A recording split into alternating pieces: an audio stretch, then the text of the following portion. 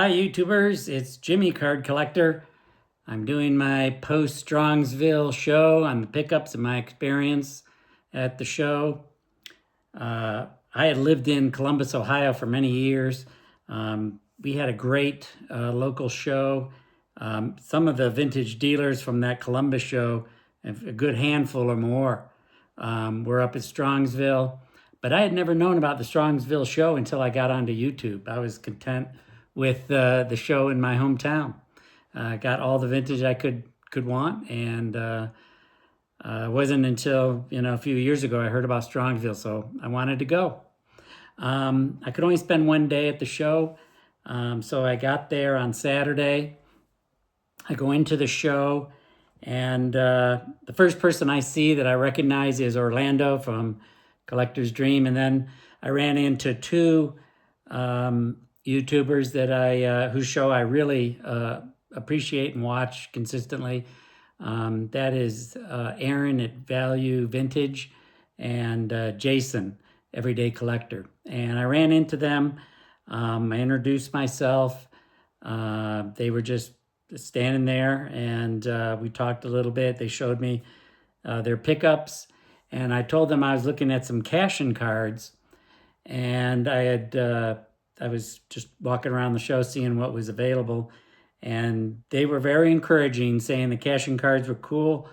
And I took that momentum from that conversation, and I walked back to the first table I went to when I entered the show, where the cash-in cards were, and I bought myself my first cash-in cards to add to my collection.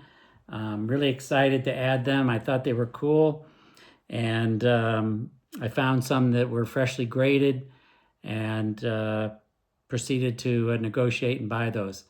I'll turn the camera around here a little bit, and I'll show you the cards.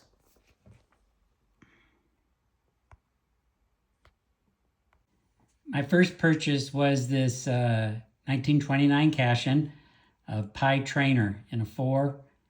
Thought it was a very cool image. I don't know why he's wearing a uniform with no team insignia on it. If anyone's got ideas about that, it may just be their away uniform, but I just don't know much about uniforms from the 20s. So I don't really know why he's wearing that uniform. As I say, it might be an away game. You'll see down here in the corner, there's a facsimile autograph, and then it says Pittsburgh, National League. Pie Trainer spent his whole career with the Pittsburgh Pirates, had a .320 lifetime batting average. He batted over 310 times, and played for the Pirates from 1920 to 1937. So very happy. I did not have a Pie Trainer card in my collection, so very happy to add that to my collection. And then along with that card, I bought this Red Faber or Urban Faber card. He was a pitcher for the White Sox, pitched from like 1914 to like, I forget what it was. I think it was like maybe to the 30s. I think it was almost a 20-year pitching career. Lifetime ERA of 3.15. It was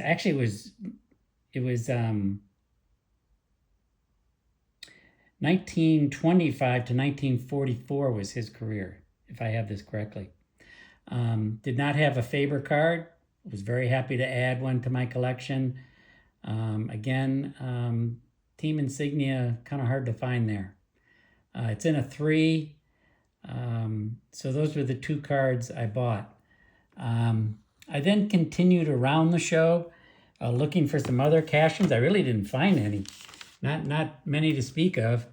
And so I went back after looking all over the show for something else. I went back and to the same dealer and bought another cash-in card.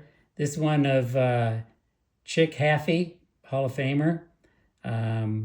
Played for St. Louis and Cincinnati. Some people say he's sort of a marginal Hall of Famer. His WAR, I know WAR is not a completely perfect statistic, but his WAR is in the bottom 10 for the Hall of Fame. But he had a 317 lifetime average, played from 1924 to 1937. And again, I did not have him in my collection, and I was very happy to add him alongside the others. So those were my purchases.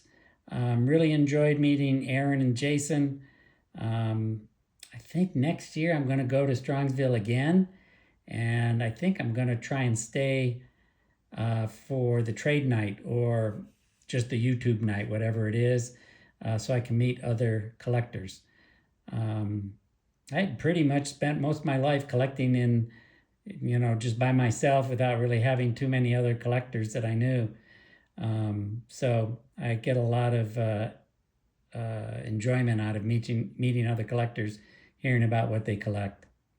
That's it. Thanks for viewing. See you later.